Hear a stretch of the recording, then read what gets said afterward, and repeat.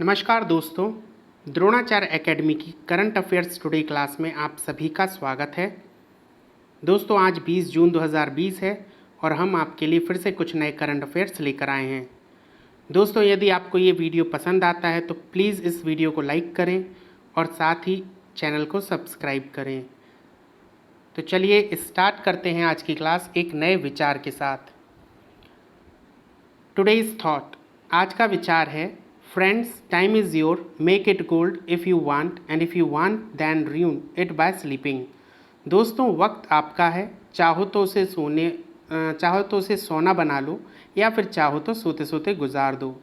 किसी ने बहुत अच्छी बात कही है इस विचार के ऊपर कि जो सोवत है वो खोवत है। आपने ये कई बार सुना होगा और ये है भी।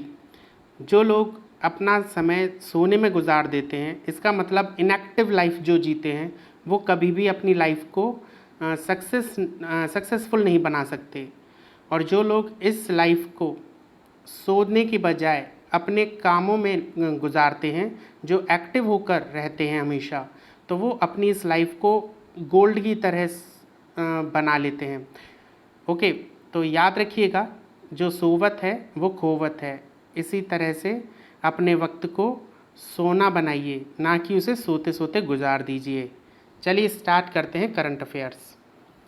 दोस्तों, आज का पहला करंट अफेयर है, on which day world refugee day is observed. किस दिन को हम विश्व शरणार्थी दिवस मनाते हैं? ऑप्शंस हैं 19 जून, 15 जून, 17 जून और 20 जून। यहाँ पर आपका आंसर जो रहेगा वो रहेगा 20 जून। ओके स्टूडेंट्स, और साथ ही यहाँ पर 19, 15 और 17 जून को कौन से दिवस होते हैं ये आपको मुझे बताना है कमेंट बॉक्स में लिखकर। तो चूँकि आपने पिछले वीडियोस देखे हैं तो आपको ये याद होना चाहिए। तो बात कर लेते हैं विश्व शरणार्थी दिवस की। तो विश्व भर में युद्ध, उत्पीड़न और संघर्ष के कारण अपने घरों को छोड़ने के लिए मजबूर हो जाते हैं ये शरणार्थी, और फिर इनकी एक अनिश्चित स्थिति बन जाती है। और इसी स्थिति के बारे में हम सबको जागरूक करने के लिए 20 जून को यूएनओ द्वारा विश्व शरणार्थी दिवस मनाया जाता है, यानी वर्ल्ड रेफ्यूजी डे। ये उन लोगों की स्थिति को दिखाने के लिए, उनकी स्थिति के प्रति हमें जागरूक करने के लिए बताया जाता है, जो अपने घरों को छोड़कर आते हैं। समझ में आ रहा होगा आप सभी को। कोई भी व्यक्ति अपने देश को छोड़कर तभी आता है जब वहाँ पर किसी प्रकार के कोई युद्ध हो रहे हों या वहाँ कोई संघर्ष इस तरह का चल रहा हो कि वहाँ पर रहना इम्पॉसिबल हो जाए। ठीक है, तो ऐसे लोगों को, जो अपने देश को, अपनी भूमि को छोड़कर दूसरे देश में शरण लेते हैं, उन्हीं को हम कहते हैं शरणार्थी या रेफ्यूजी। 2000 में संयुक्त राष्ट्र यानी यूएनओ ने अफ्रीकी शरणार्थी दिवस पर हर साल 20 जून को विश्व शरणार्थी दिवस मनाने का निर्णय लिया था। और 2001 से प्रतिवर्ष संयुक्त राष्ट्र के द्वारा ही 20 जून को ये पूरे विश्व में मनाया जाने लगा। तो याद रखिएगा, 2000 में इसकी घोषणा की गई थी कि 20 जून को हम विश्व शरणार्थी दिवस मनाएंगे, और 2001 से इसे हर साल 20 जून को मनाया जाता है। इस दिन को मनाने का मुख्य कारण लोगों में जागरूकता फैलाना है कि कोई भी इंसान अमान्य नहीं होता, फिर चाहे वह किसी भी देश का हो। एकता और समन्वय की भावना रखते हुए हमें सभी को मान्यता दे देनी चाहिए। क्लियर? तो मतलब ये वर्ल्ड रिफ्यूजी डे 2020 की जो थीम रखी गई है, यानी इस बार की जो थीम है वो है एवरी एक्शन काउंट्स। ओके, तो this is the theme of world refugee day 2020। और ये कब मनाया जाता है? आज ही के दिन, 20 जून को। चलिए, next news is, which ministry launched a portal named Satyabhama. अभी हाल ही में एक मंत्रालय ने सत्यभामा नाम का पोर्टल शुरू किया है। हमें पता है ना किस मंत्रालय ने इसे शुरू किया है। ऑप्शंस हैं आपके, minister of tribal affair, minister of coal and mines, minister of Jal Shakti and minister of agriculture and farmer welfare. तो आंसर रहेगा यहाँ पर minister of coal and mines. Clear? चलिए थोड़ा सा हम बात कर लेते हैं इसकी।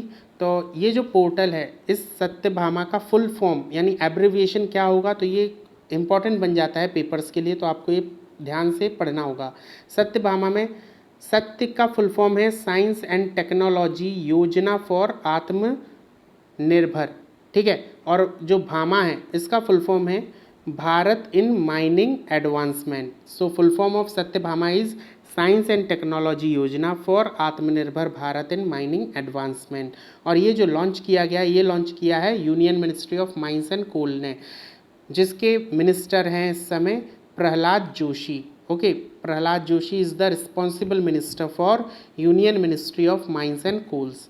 Okay, this portal has been designed and developed by emphasizing the need of promoting the role of digital technology in the mining and mineral sector of the country.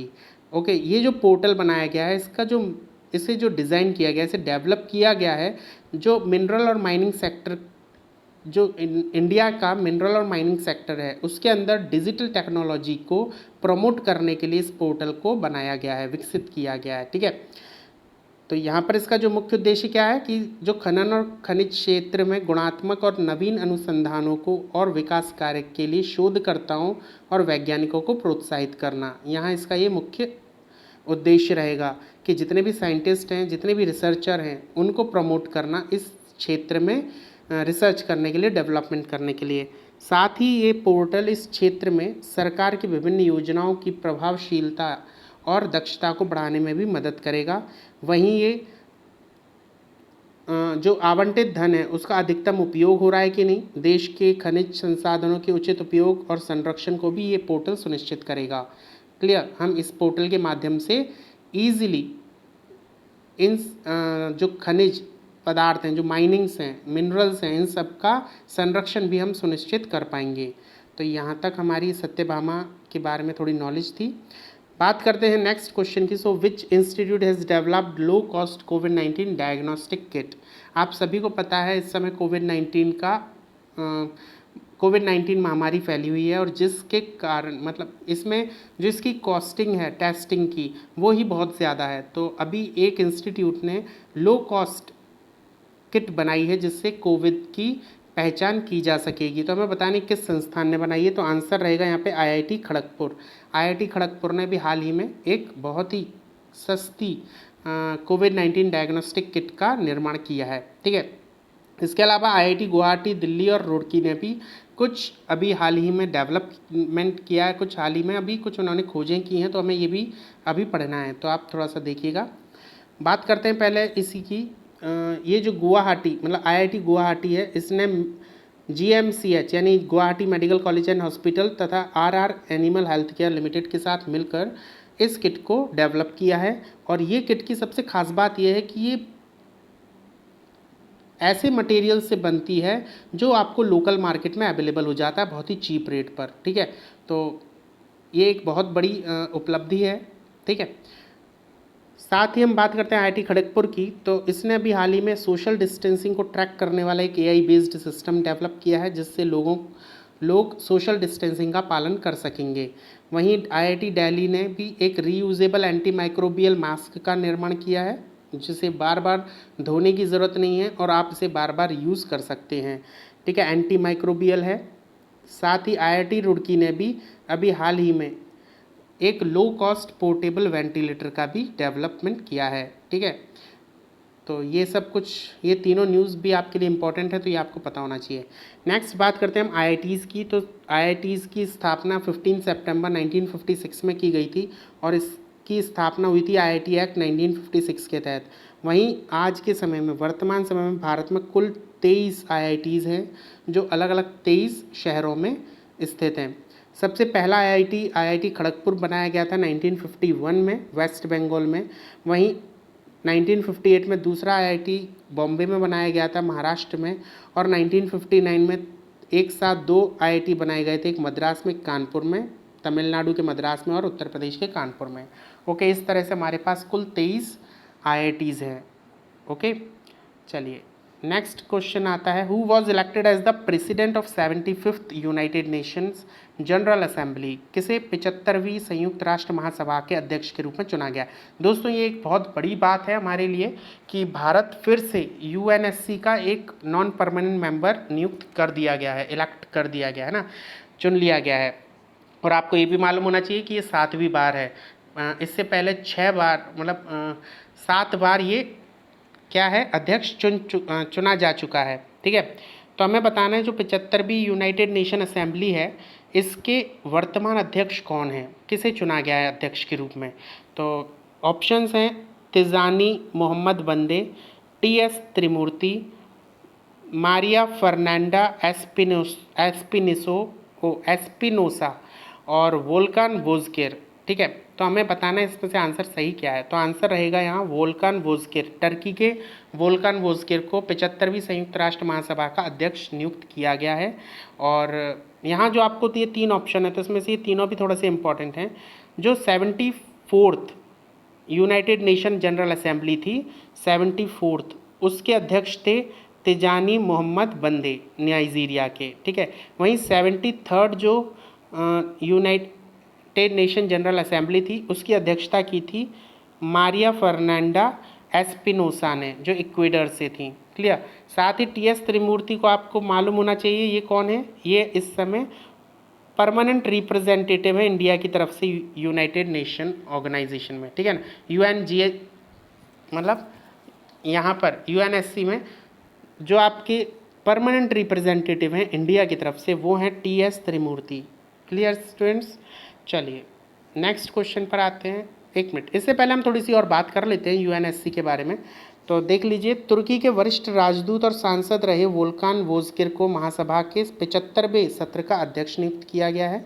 ठीक है, और ये जो सत्र शुरू होगा ये होगा सितंबर 2020 से, और इस पद के लिए वोज़किर एकमात्र उम्मीदवार थे और कोई उम्मीदवार भी नहीं था। ठीक है, बात करते हैं सुरक्षा परिषद यानी UNSC की। तो यहाँ पर 15 सदस्य होते हैं टोटल, जिसमें से 5 होते हैं परमानेंट और 10 होते हैं नॉन परमानेंट। तो 5 स्थायी सदस्य कौन से हैं ये आपको पता है। फ्रेस्का जिसे हम कहते हैं, चीन, फ्रांस, रूस और ब्रिटेन और अमेरिका। क्लियर। साथ ही यहाँ पर जो 5, ये यहाँ पर आपको याद होना चाहिए इसकी जो ऑफिशियल लैंग्वेज है वो क्या होती है। फ्रेस्का से हम याद रखते हैं FRESCA, यानी France, Russian, English, Saudi Arabian और चाइनीज़। क्लियर। तो यहाँ पर आपको ये इतनी नॉलेज हो जाती है। अब बात करते हैं हम महासभा के 5 अस्थायी सदस्यों का, जिनका अभी हाल ही में इलेक्शन हुआ है। ठीक है, और ये अपने क्षेत्रीय प्रतिनिधित्व का आधार है, मतलब इनको क्षेत्रीय प्रतिनिधित्व करना होगा और साथ ही इनका जो कार्यकाल होगा वो 2 वर्ष के लिए होगा। ठीक है, जो अस्थायी सदस्य चुने जाते हैं वो महासभा में 2/3 बहुमत से चुने जाते हैं। ठीक है, पूरी जो टोटल बहुमत है उसका 2/3 बहुमत उनको चाहिए होता है चुनने के लिए। साथ ही ये जो चुनाव होता है गुप्त मतदान होता है। अब बात करते हैं किन किन को चुना गया है इस बार। जो 5 देश हैं उसमें से पहला है भारत, कीनिया, मैक्सिको, आयरलैंड और नॉर्वे। इन 5 को इस बार चुना गया है as a non permanent member. इसके अलावा जिबूती और कनाडा भी थे, बट ये लोग इलेक्शन, ये दोनों जो कंट्रीज़ हैं ये इलेक्शन हार गए। ठीक है, तो हमारा जो भारत है ये अफ्रीकी व एशिया प्रशांत देशों के निर्धारित 2 स्थानों में से इसने एक स्थान ग्रहण किया है। वहीं मैक्सिको लैटिन अमेरिका और कैरेबियाई देशों से आया है, और जो आयरलैंड और नॉर्वे हैं ये पश्चिमी यूरोपीय और अन्य देशों से इनका नाम लिया गया है।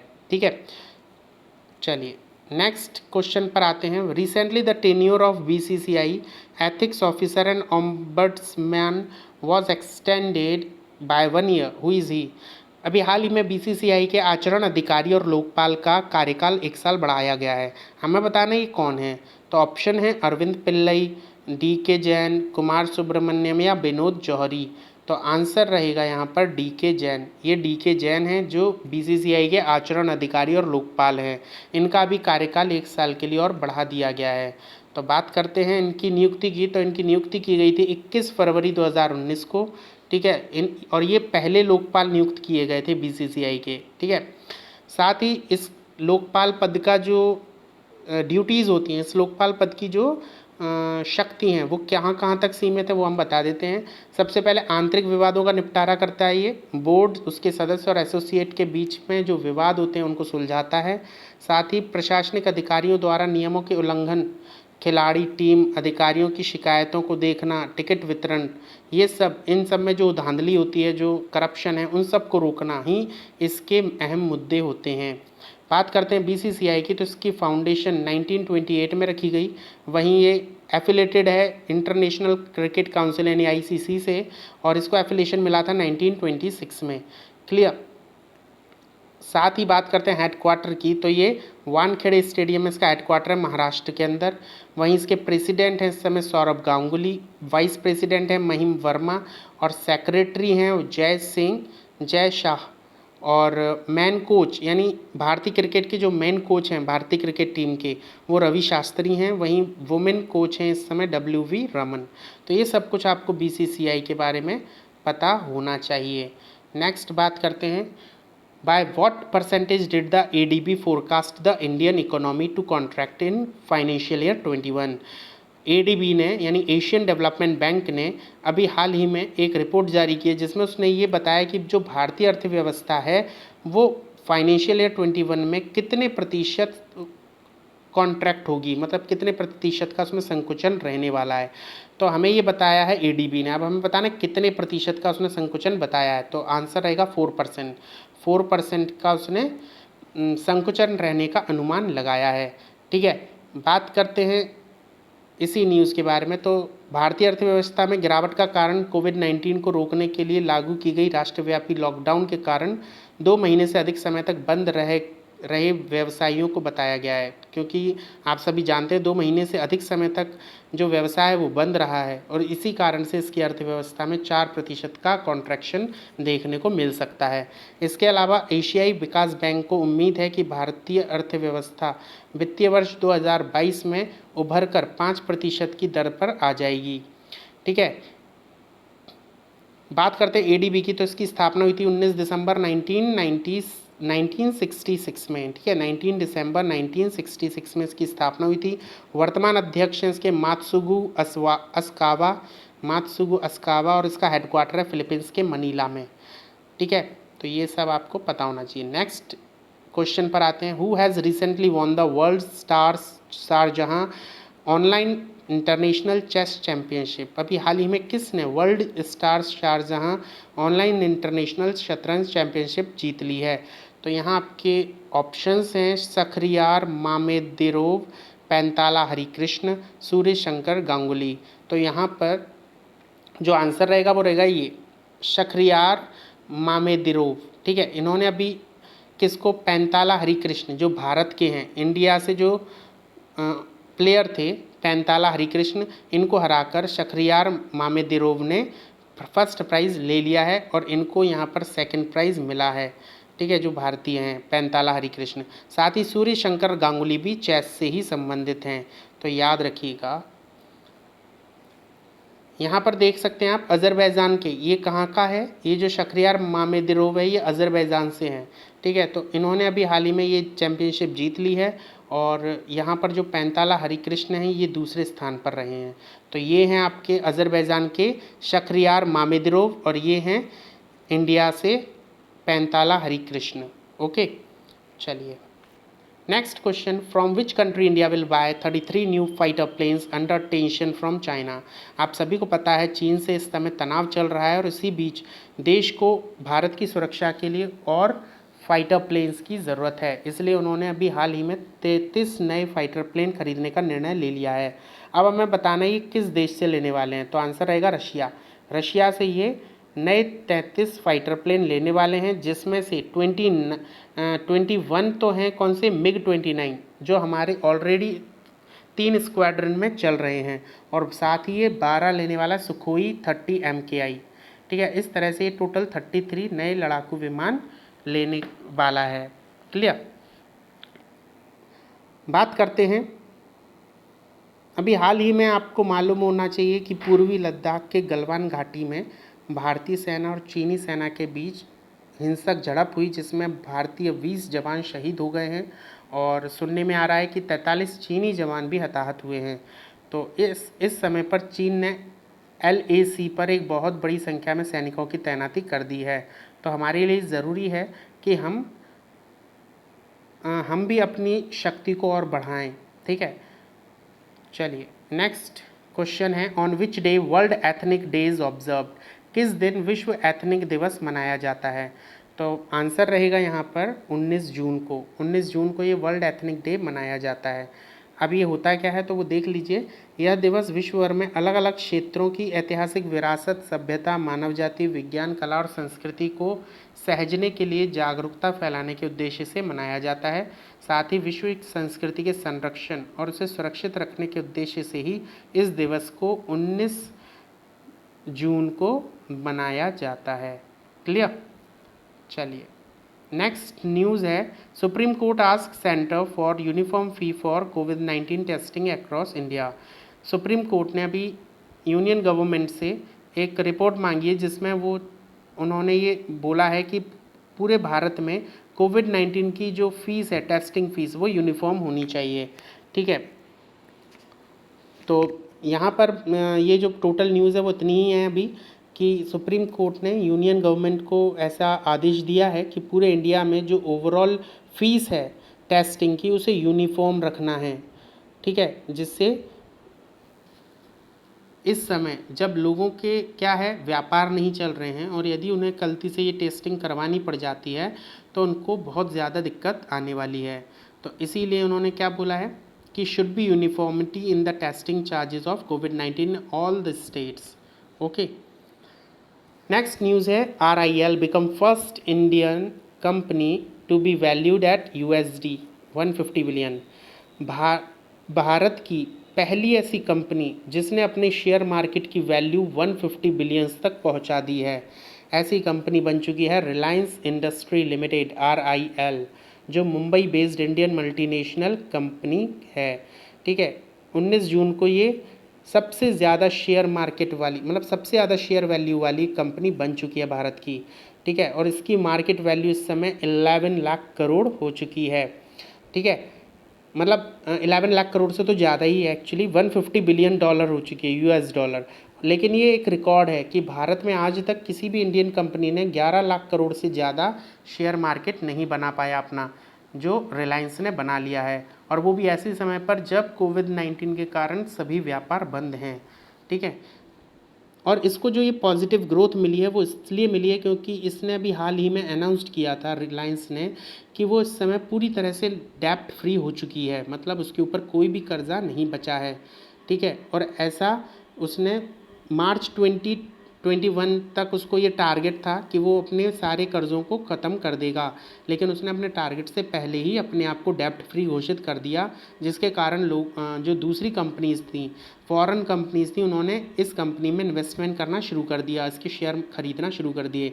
और अभी हाल ही में सऊदी अरब के एक पब्लिक इन्वेस्टमेंट फंड ने 2.32% हिस्सेदारी के लिए जियो प्लेटफॉर्म्स में 11,367 करोड़ रुपए के निवेश की घोषणा कर दी है। साथ ही फेसबुक ने भी इसके कुछ शेयर्स को खरीद लिया है। तो इस तरीके से रिलायंस कंपनी आज के समय में मोस्ट वैल्यूएबल कंपनी बन चुकी है और इसकी वैल्यू इस समय 150 बिलियन US डॉलर हो चुकी है। बात करते हैं नेक्स्ट न्यूज़ की। सो central approved funds for implementation of जल जीवन mission in Maharashtra, Karnataka and Tripura. Union cabinet ने अभी हाल ही में महाराष्ट्र, कर्नाटक और त्रिपुरा में जल जीवन मिशन को इम्प्लीमेंट करने के लिए फ़ंड अप्रूव कर दिया है।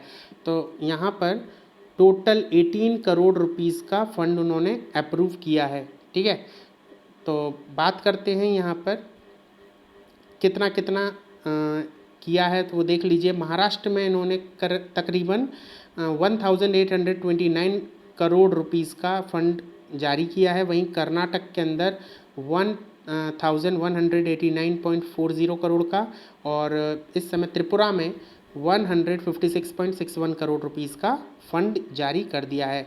यहाँ इस जल जीवन मिशन का जो मेन उद्देश्य होता है, एम क्या है, functional house hold tap connection देना, मतलब सभी के घर में पानी के नल लगवाना या पानी की सुविधा मुहैया करवाना। ठीक है, to ensure that everyone should be drink a pure water। Okay, तो ये इसका मेन मोटिव है जल जीवन मिशन का। तो बात करते हैं नेक्स्ट न्यूज़ की। With the approval of the President of Nepal, the new map in the country's constitution has taken legal form. In the new map between the border dispute with India, Nepal has shown Lipulek, Kalapani and Limfjardhura in its territory, which are part of Uttarakhand. आप सभी को ये dispute पता होना चाहिए। इस समय India और नेपाल के बीच में बाउंड्री को लेकर डिस्प्यूट चल रहे हैं, जिसमें नेपाल ने ये 3 जगह लिपुलेक, कालापानी और लिम्फिदुरा जो भारत की बाउंड्री के अंदर आते हैं, इनको इसने अपनी बाउंड्री में मिला लिया है और एक नया मैप जारी कर दिया, जिसे इसने 18 जून 2020 को ऊपरी सदन यानी नेशनल असेंबली से सर्वसम्मति से मंजूरी दिला ली थी। ठीक है, और इससे पहले भी 13 जून को इसने निचले सदन से यानी प्रतिनिधि सभा से भी इसने मंजूरी दिला ली थी, और अभी हाल ही में मतलब 19 जून को ही यहाँ की राष्ट्रपति भंडारी ने श्रीमती भंडारी ने इस पर सिग्नेचर करके इस मैप को पूर्ण तरह से नेपाल की संसद से पारित करवा दिया है। मतलब अब ये वहाँ पर कानूनी तौर पे पारित हो चुका है लीगल फॉर्म में। क्लियर? तो यहाँ पर यदि आप देखेंगे इस मैप में देख सकते हैं, तो ये यहाँ पर आपको वो तीनों पॉइंट्स दिखेंगे। काला पानी ये है, लिम्फियोधुरा ये है और लिपुलेख ये है। एक्चुअली ये जो एरिया है जो आपको ये ऑरेंज कलर का दिख रहा है, this is the disputed area. Okay, actually ये इंडिया का एरिया माना जाता है, बट जो नेपाल है इसे नेपाल ये कहता है कि इसकी बाउंड्री ये पूरी यहाँ तक है। ठीक है, जबकि नेपाल की बाउंड्री ये यहाँ पर ख़त्म हो जाती है, लेकिन फिर भी नेपाल ने अपने नए मैप में इसकी बाउंड्री को यहाँ तक बढ़ा लिया है। ठीक है, तो यहाँ पर ये एक डिस्प्यूट इस समय चल रहा है। एक्चुअली जो भारत और नेपाल दोनों के बीच में मेन जो जगह है वो है काला पानी, जिसको लेकर सबसे ज़्यादा डिस्प्यूट हो रहा है। ठीक है, भारत भी इसे अपना अंग बताता है, इलाका बताता है, और वहीं नेपाल भी इसे अपना इलाका बताता है। भारत कहता है कि उत्तराखंड के पिथौरागढ़ का ये हिस्सा है काला पानी, वहीं नेपाल इसे धारचूला ज़िले का हिस्सा बताता है। ठीक है, तो ये डिस्प्यूट अभी चल ही रहा है और अभी इसका कोई भी रिजोल्यूशन नहीं आया है। यहाँ इस मैप में भी आप ये देख सकते हैं, this is the disputed area. Okay, चलिए नेक्स्ट न्यूज़ है, the first instalment of the 15th finance commission grant has been release to rural local bodies. जो 15वें वित्त आयोग ने जो सिफारिश की थी कि आपको रूरल लोकल बॉडीज़ को भी एक ग्रांट देना चाहिए, तो उन्होंने जो बताया था तो उसकी फ़र्स्ट इंस्टॉलमेंट दे दी गई है।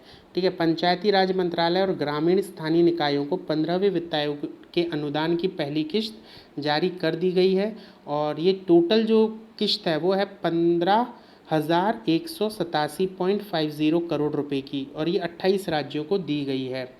ठीक है, 2020 और 21 में पंचायतों को कुल 60,750 करोड़ रुपए का अनुदान मिलेगा इस पूरे वर्ष में। ठीक है, टोटल अनुदान मिलेगा इतने का, और जिसकी पहली किश्त गई है 15,187 रुपये की।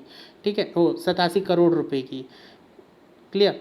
और जो ये अनुदान दिया जा रहा है टोटल 60,750 करोड़ रुपए का, ये वित्त आयोग द्वारा एक वर्ष में किया गया सबसे अधिक आवंटन है। अभी तक इतना आवंटन नहीं किया गया है, तो ये it is a very big amount to grant for states. Okay, so पहली बार ग्राम पंचायतों के साथ ही ब्लॉक पंचायतों को भी ये अनुदान दिया जाएगा। तो ये इस बार के 15वें वित्त आयोग की ये एक फ़ीचर हम कह सकते हैं कि इसके द्वारा पहली बार ग्राम पंचायतों के साथ साथ ब्लॉक पंचायत और जिला पंचायतों को भी अनुदान दिया जाएगा इसकी सिफारिश पर। साथ ही इनका जो मेन मोटिव होगा वो यही होगा, स्वच्छता, खुले में शौच को मुक्त बनाना, साथ ही पेयजल और वर्षा जल संचयन के कार्यों को जोर देना। ठीक है, पंचायती राज मंत्रालय की सिफारिश पर 28 राज्यों की 2.63 लाख ग्रामीण स्थानीय निकायों के लिए अनुदान के रूप में टोटल कितना रुपया मिलने वाला है, तो आपको ये राशि याद रखनी होगी, 15,187.50 करोड़। ओके,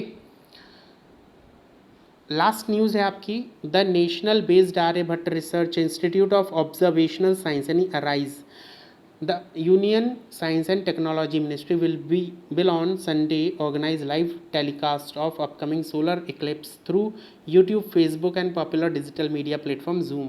एक्चुअली इस बार का जो 21 जून को जो आपका सोलर इक्लिप्स होने वाला है वो बहुत मतलब लंबे समय का इक्लिप्स होगा, अप्रॉक्सीमेटली 30 सेकेंड्स तक ये चलेगा। और साथ ही इस बार इसकी जो मतलब इसकी जो बनावट होगी वो कैसी दिखेगी, जो नेकलेस होता है पर्ल्स का यानी मोतियों के माला की तरह इसकी एक बनावट आपको दिखने वाली है। ठीक है, साथ ही इसका जो टाइम पीरियड है वो भी 30 सेकंड्स तक होने वाला है। ठीक है, तो इसीलिए पहली बार ऐसा हो रहा है कि एक सोलर इक्लिप्स को डिजिटल प्लेटफॉर्म पर दिखाया जाएगा, वो भी लाइव। ओके, सो ये जो पहल है ये की गई है अराइज यानी कि Aryabhatta research institute of observational sciences institute के द्वारा, जो नैनीताल में है। ठीक है, यहाँ के जो डायरेक्टर हैं इस समय वो हैं डॉक्टर दीपांकर बनर्जी। क्लियर। और ये भी बात याद रखिएगा, ये जो सोलर इक्लिप्स इस बार होने वाला है ये राजस्थान, हरियाणा और उत्तराखंड में बहुत अच्छे से दिखाई देगा, जबकि बाकी की कंट्रीज़ में ये rest partial in the rest मतलब कुछ हद तक दिखाई दे सकता है। ठीक है, तो यहाँ पर आपके करंट अफेयर्स ख़त्म होते हैं। So thank you everyone and please like and subscribe my channel and press the bell icon button to get my new videos. Thank you everyone and best of luck for your upcoming exams.